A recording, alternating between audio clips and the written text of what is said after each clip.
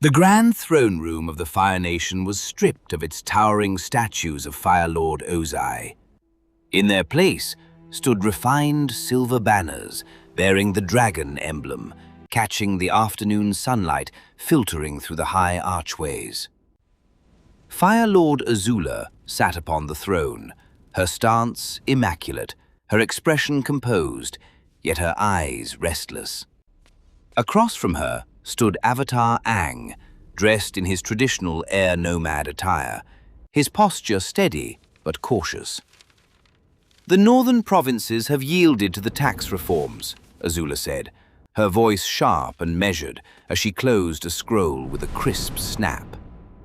"The remnants of my father's old guard are being systematically dismantled. But rumors persist of underground factions attempting to organize in the southern colonies." "We're making progress, Azula," Aang replied, stepping forward across the polished stone floor.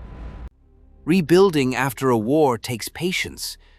The alliance we agreed upon relies on trust. I promise to help you maintain peace and root out whatever evil conspiracies remain.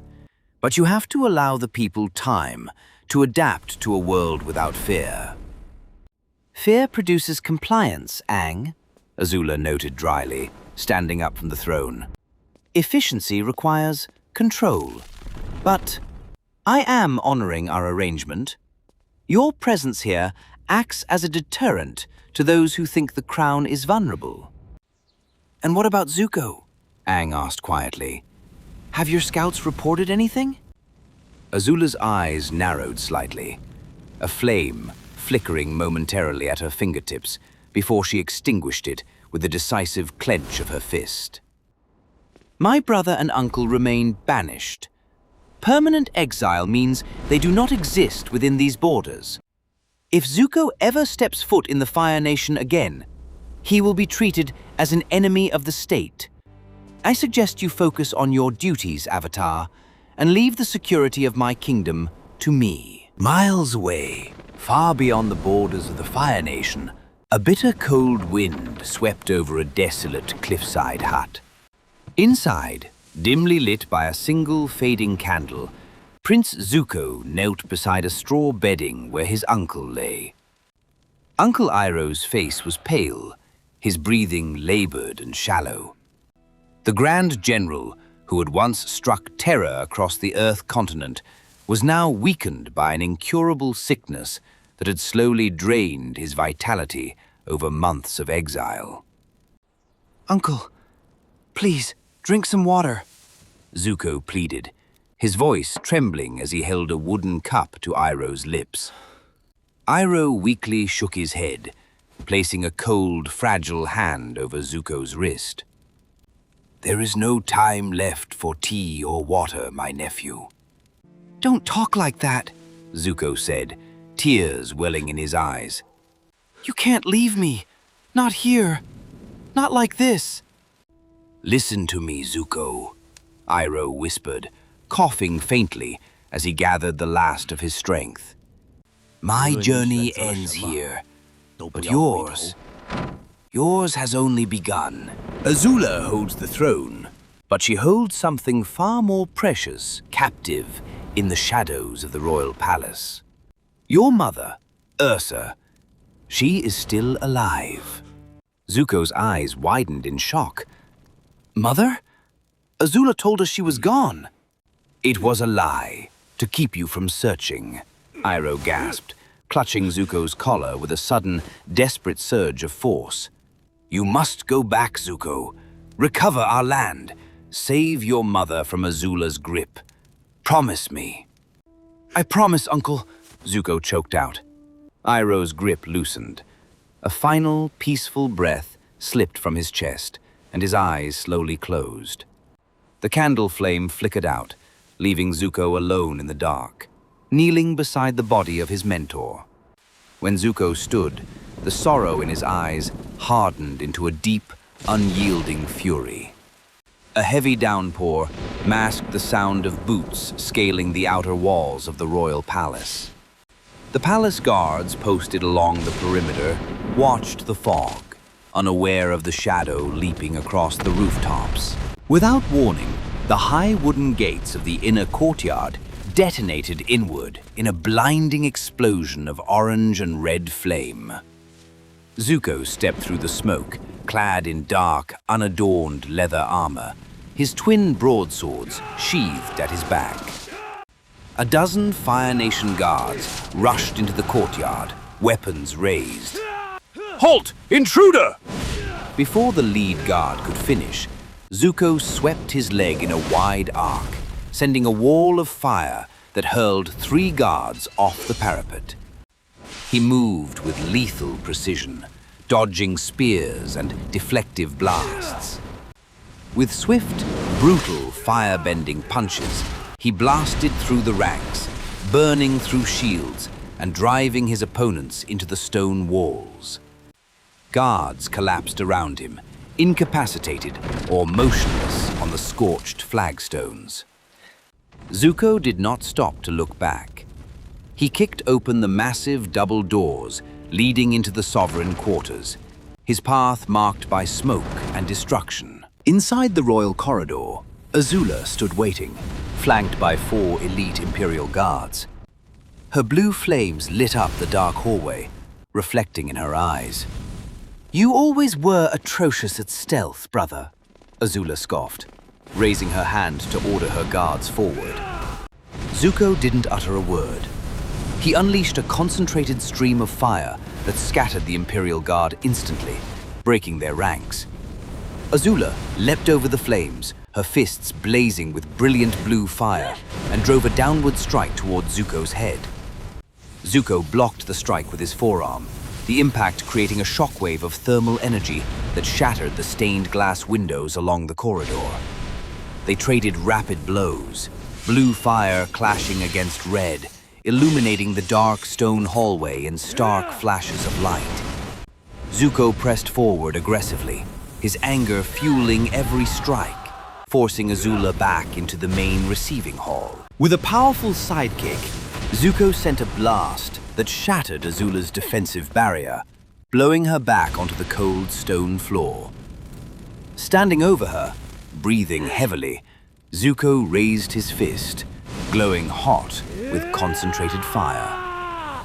"Where is she?" Zuko roared, his voice echoing off the vaulted ceilings. "Where is our mother?"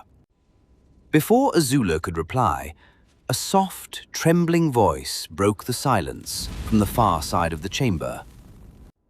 "Zuko?" Zuko froze.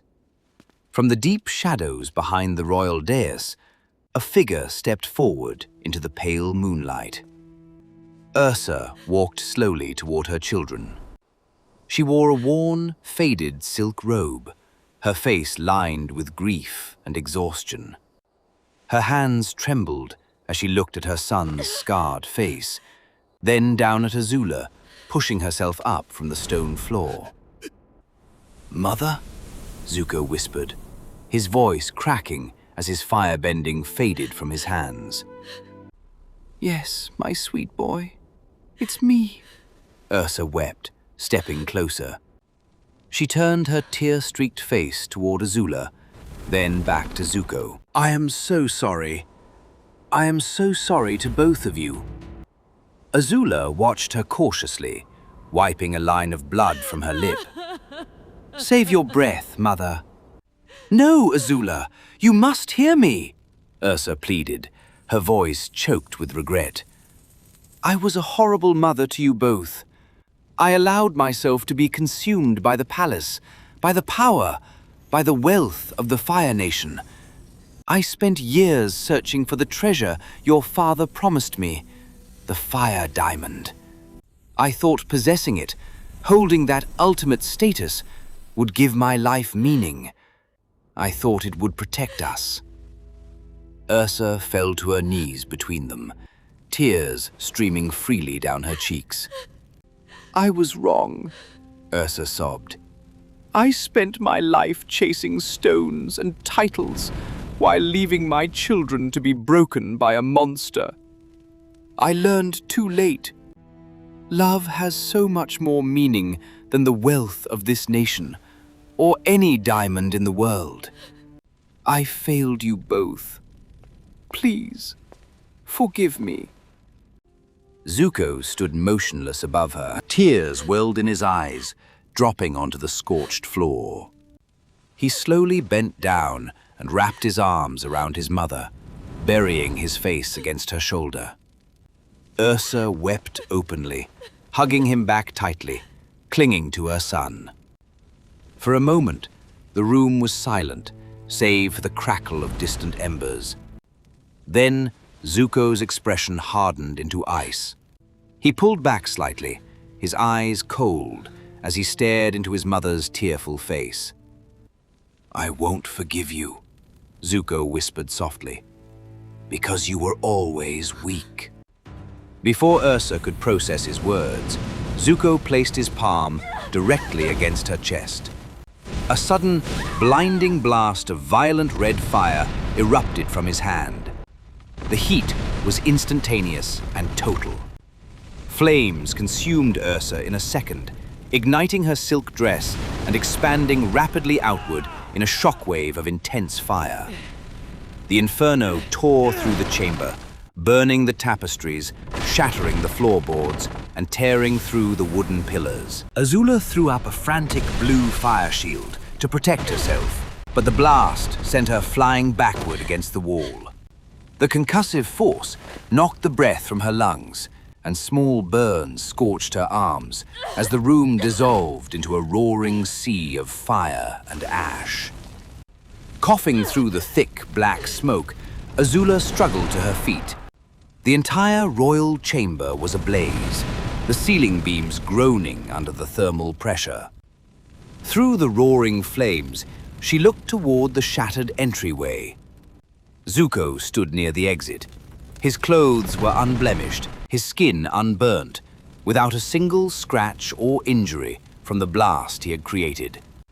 He turned his head slightly, meeting Azula's stunned gaze through the haze of fire, before turning away and vaulting out of the destroyed window into the stormy night below. Azula collapsed onto her knee, staring at the ash-covered floor where her mother had knelt seconds before. "Guards!" Azula coughed, her voice hoarse as the distant sound of alarm bells began to ring across Caldera City. Find him. Days passed. Deep within the dense, dark forests of the Fire Nation's outer provinces, the trees grew thick enough to block out the sun. Rain dripped continuously through the canopy, turning the earth into mud.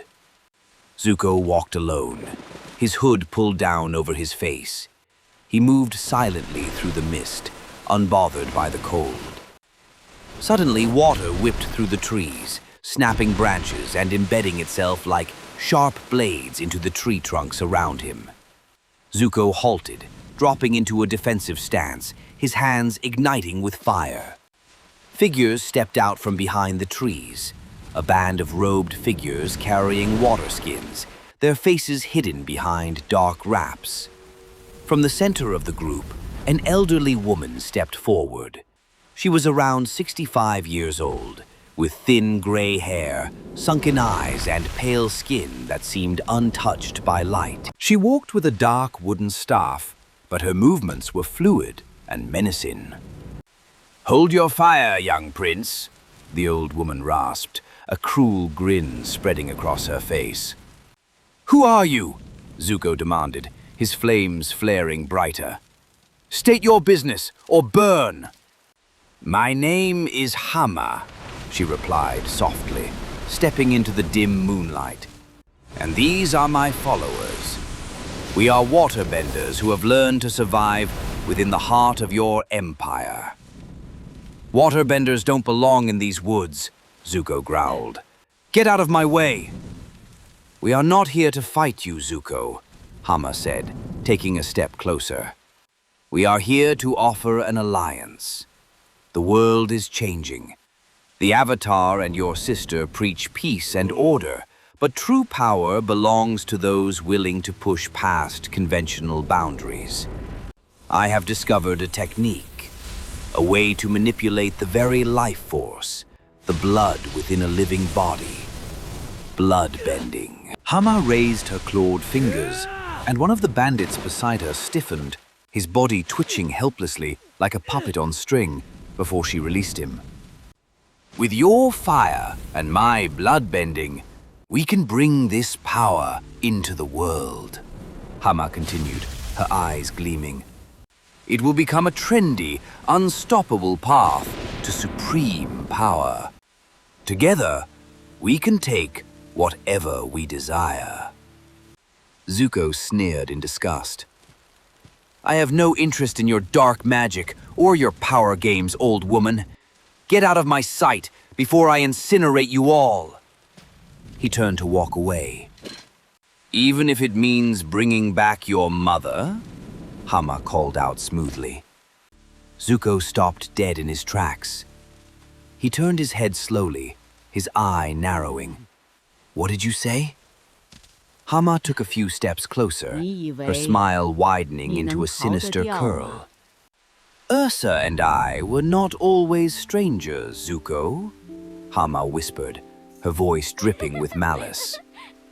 Decades ago, before the wars fully consumed our lives, we were schoolmates, friends in a life long forgotten. I know her soul, I know her essence, and through the ancient forbidden rites of bloodbending, manipulating the residual life energy within blood and bone, I have found a way to bridge the gap between life and death. I can bring your mother back to you.